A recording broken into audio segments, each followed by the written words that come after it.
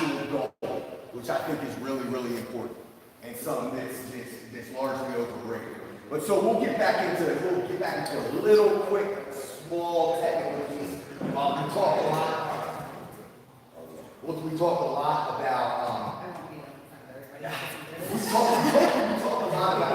locking of strength areas. So locking of the riser, locking of the pronator. So we'll talk a little bit about that. Travis's setup. I love Travis's setup. I love rising to it. But I also had, working with Barry Hurst, I have also worked towards that important pronator lock position. And I do either. I do all back pressure in my stomach. So I'm just set. So if I'm in here, this is the contorted position. When I get to the table, I want my hips. I want my hips facing where I want to be. So everything that we do in any form of any power-driven sport is driven through the hips. So I need contact with the table, and I need my shoulders to be square, but my hips not to be. So I want to pair that up. So to me, that's loaded direct this way. Now I also want loaded lock pronation. So on that, talk about the pronator. I want to be the whole way in here. Travis talks about coming forward. I love it. I will start the match with my elbow on your pad if the ref will let me. If I can come all the way here with lock position, all I have to do is drag back and rise my shoulder. Travis stands tall. He stands way in here, one fluid motion. A lot of times, depending on who I'm pulling to get that lock pronator, I'm driving my elbow all the way to this corner and off the pad, so that I can ensure the lock, show that I can get my shoulder square, and then the pronation itself is largely just a dragging pressure up through the shoulder, right? So lock pronator, cup, and drag. So if my opponent's coming after me and trying to hook me, a lot of times people are defending with the dump wrist. I can usually still defend with that post because I'm willing to retreat to gain my cup or to gain my angle, to turn and palm up. So if I know my opponent is coming and diving at a hook, and I know that they're coming at me and I do not want to be there, now in this position, we talk about the angle coming this way and the ability to go into the negative to gain a positive. It allows you the opportunity to work away from the pin line and come to here to get your cup and keep your opponent flat and stop supervision. So that is all driven from what we talked about the rising, we talked about the lock pronation, and we talked about the shoulder driven pronation. To me, that's the application to the table. And at the table, as far as the downward rotation, Todd does a tremendous job of this. He is killer. When he comes and snatches down and drags that, really, it's the scenario of a center table pin. We're in a deep hook. Now the pin line changes. And I'm not going this way, I am intentionally pinning this way. Not always. Not always. It's going to depend on what I'm doing. I do like my hip turned in always this way. This forces. That's what it does. What that hip, with that foot being there does is it forces my pivot point hit into the corner of the table. If I want to turn somebody palm up, you see so many new arm wrestlers immediately go like this and it goes away from the table. I would rather add the side pressure and the cup and rise my hip into the leg of the table and up into the corner. I want to keep that connection until I'm committed to finishing the table. So for me, I mean, if you know, for Anthony Snook, you're just back pressure top roll, there is a lot of validity in getting under the table if you're moving the floor. But that's the majority of the application of what I showed as far as exercises go. I am not getting into a ton of detail because I'm not qualified to do it. So. Well, I like I said, I do like to use my back pressure when I'm setting up for a match at all.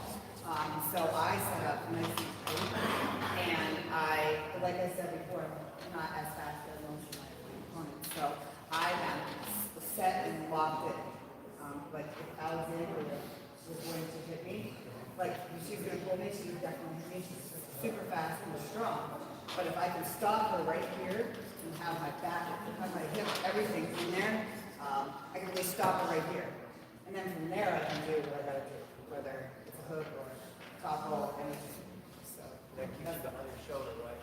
We talked about that. You still yeah. Because if you get her at the table, you got nowhere to go. Absolutely. To make adjustments. Yeah, and the more you're in, the more you are blocking structural side pressure, which is why I like, if I start in the center of the pad or far to this angle, I have real estate to work. I have the ability to go into a counter move. Anything C-driven or retreat-driven, I'm now counter-punching. If I know that I want to initiate, I may change my elbow angle because I know I'm going sideways right away.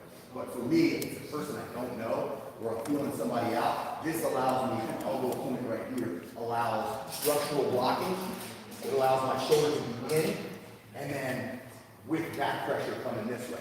And Travis probably shows you guys the back pressure where he's walking back this way. That is a big part of my game. The ability to be able to stay in here and be tight at this position without lat-driven back pressure, but more like forearm and bicep-driven static back pressure. So like I said, I'm not going to belabor a whole lot of technique because you got two of the best here to talk about that.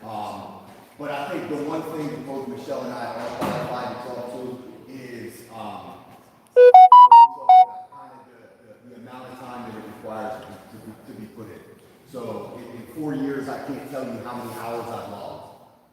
But when I got bit by the bug, I decided that was most important for me right now. So the reality of it is, and everybody has a different approach, but both Michelle and I, and you can speak to it too, we put, I would say, in preparation for somebody, it's 4 hours a day, double sessions. So the one thing that I would say is if you do choose to take this sport seriously, there is no time to rest, especially when you're our age. We started late. I started like the same time, the same age time. And it's beautiful because we have people who can have longevity in this sport, but I feel like I'm fighting Father Time. So for me, it's I'll rest when I'm dead. But also you have to make sure that you recover, because if you don't recover, injuries, had surgery last week. So if you push it too far and being older, just being nice. Right. But I am a little older than him, but so I need a little more time to recover. I need to do stuff to help me recover, and I do need to take a little time off, which I never gave myself, which learned that lesson. But it's definitely, you definitely have to commit to it though, if you want to have that kind of time. Right, it's a very valid point. Understanding your body and injuries and recovery is a mistake that I made, which slowed my process down. So that's just being a meathead, you know, and it's easy to fall victim to that. So I think like one of the most important things as far as once you've gone to this stuff, right? And one of the things that I can impart on you from my journey was when I got bit by that bug and I committed not just my time in the gym, not just my focus, but I committed to travel, right? So you guys are all doing it right now. You got three of the best hammer holders. These guys are elite, world level. These are the things that you absolutely must do. That obsession is a good thing. It's a positive thing. It's for a positive goal. I call it a positive addiction. And I'm totally addicted. To it. But it can come to a point where you have to balance things at home with your significant other and everything else. We've all been there. But the reality of it is, if you are committed and if you want this sport to be good to you, I wholeheartedly believe that just about anybody has the ability as long as they're willing to put the time, effort, blood, sweat, and tears in. My OCD won't let me sleep if I didn't do enough. It won't let me rest. If I want to go to bed, I can't because I didn't do enough. If I know I got a different thing going on tomorrow or my schedule's going to be screwed up, then I'll get my ass up out of bed at 4 o'clock if I have to be working. These are the things that are going to make it great at anything you do. But this sport is so attainable. When it comes to football, there's so many levels. When it comes to basketball, these things are unrealistic goals for a lot of us, me being one of them. I can only go so far based on my genetics. But when it comes to this sport, there are living examples of your ability to willpower yourself into greatness in this sport.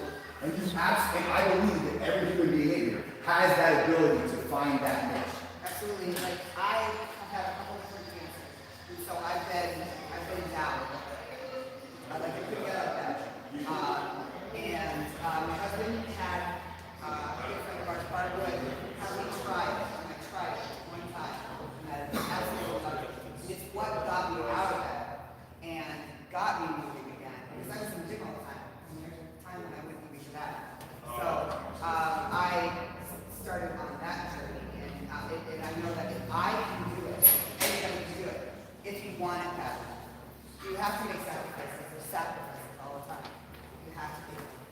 get to where you want to be. It's tough. So if you're looking for motivation, because Michelle's so shy, James brought in a little motivation. You guys can pass it around. Look at how these guys in the room right now, because they have one of these and I don't.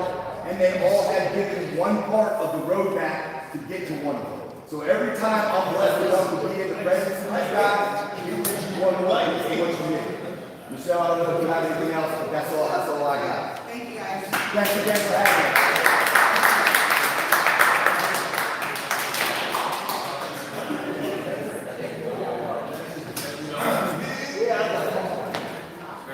Hi, everybody. What do you want to talk about? Armwrestling. Armwrestling? Yeah. All right. Huh? Recovery? What color recovery?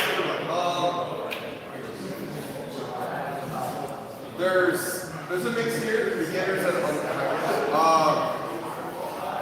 recovery you have to work on. To me, I think recovery just comes from just working hard.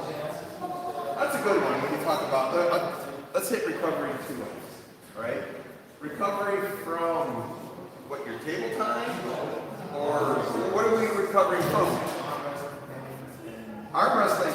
Wait, if anybody who knows me, if you message me and say, I have elbow pains, what do I say?